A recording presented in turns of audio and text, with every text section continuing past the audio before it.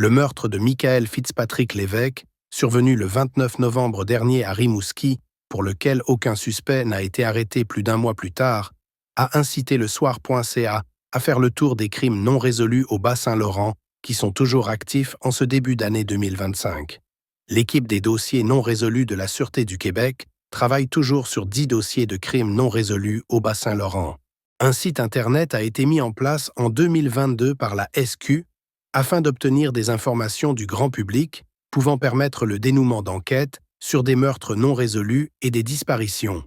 Selon ce site, les dossiers de Paul Côté de Rimouski, André Carrier et Édouard Dufresne de Matane, Suzanne Gilbert et Denise Picard de Saint-Simon de Rimouski, Adrien Allard de Causapscal, Charles Gosselin et Jean-Nil Malenfant de Saint-Pierre-de-Lamy, ainsi qu'Éric Gagnon et Jacinthe Tremblay de Trois-Pistoles, sont toujours actifs. Ce sont les mêmes qu'en 2024. Pas de nouveaux cas, mais aucun de résolu. Il y a quelques années, le décès de la Rimousquoise Sonia Raymond sur un plage à Maria faisait partie de cette liste, mais il a été résolu, preuve qu'il est possible de faire avancer des enquêtes même plusieurs années après les faits. Probablement victime d'un meurtre.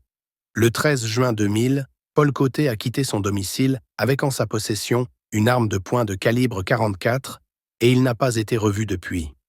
Son véhicule, un Chevrolet Blazer 2000 de couleur noire, a été localisé le 18 juin 2000 dans la cour arrière du marché métro Sirois à Rimouski. Et selon des témoins, le véhicule se trouvait à cet endroit depuis plusieurs jours. L'enquête révèle que M. Côté a probablement été victime d'un meurtre.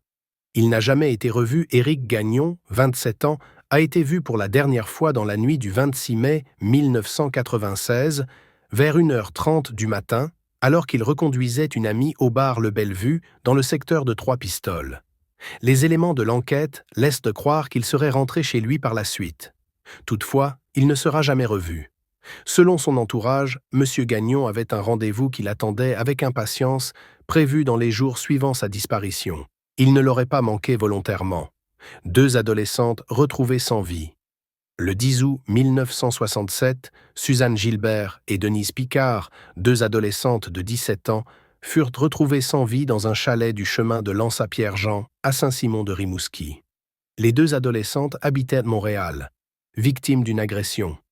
Jacinthe Tremblay a été assassinée le 21 décembre 1978, quelque part entre 23h30 et 0h30, à son appartement du 334 rue Jean Rioux, à Trois-Pistoles. L'analyse de la scène de crime a démontré que la victime avait lutté pour se défendre contre son agresseur.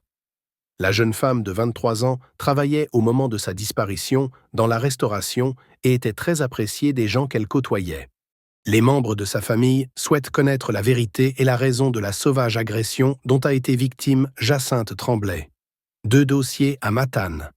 Le 9 septembre 1982, lors de la fermeture du marché d'alimentation Provigo situé sur la rue du Phare à Matane, un individu au visage masqué s'est présenté, armé, afin de commettre un vol qualifié. André Carrier lui a remis le sac de dépôt contenant les recettes de la journée et il a ensuite tenté de poursuivre le voleur.